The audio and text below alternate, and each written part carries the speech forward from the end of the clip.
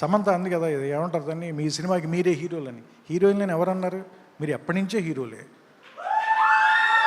ఏం మాయ చేసావో చేసిన సినిమా అయితే నేను నాకు బన్నీ గారు ఫోన్ చేసి సమంతను కొత్త హీరోయిన్ వచ్చింది చూసారా మీరు, ఆవిడ కోసం సినిమా చూడండి అని చెప్పి పెద్ద పెద్ద ఫ్యాన్ బన్నీ అప్పుడు. సో అందుకని మీరు అప్పటి నుంచి హీరోలే, ఎప్పుడు హీరోలే. ఎందుకంటే మా అమ్మలు లేకుండా మేము లేము, మీరు లేకుండా మీ తర్వాత తరం లేదు. సో ఖచ్చితంగా మీరు ఎప్పటికీ హీరోలే.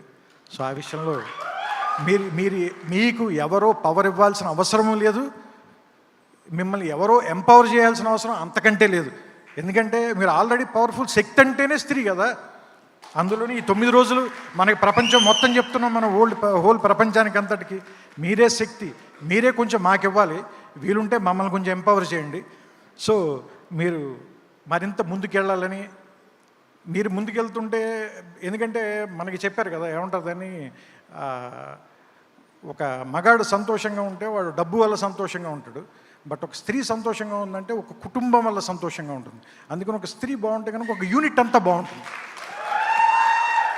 సో అలాంటి చిన్న చిన్న యూనిట్లన్నీ కలిసి ఓ ప్రపంచం వసుదైక కుటుంబం వాళ్ళని అందరూ ఆనందంగా ఉండాలని, అందులో మనం కూడా భాగం అవ్వాలని కోరుకుంటూ, ఈ సాయంత్రం ఈ సందర్భంగా ఆలయ గారిని నన్ను పిలిచినందుకు ఆవిడకి నా కృతజ్ఞతలు చెప్తూ అండ్ శుభాకాంక్షలు.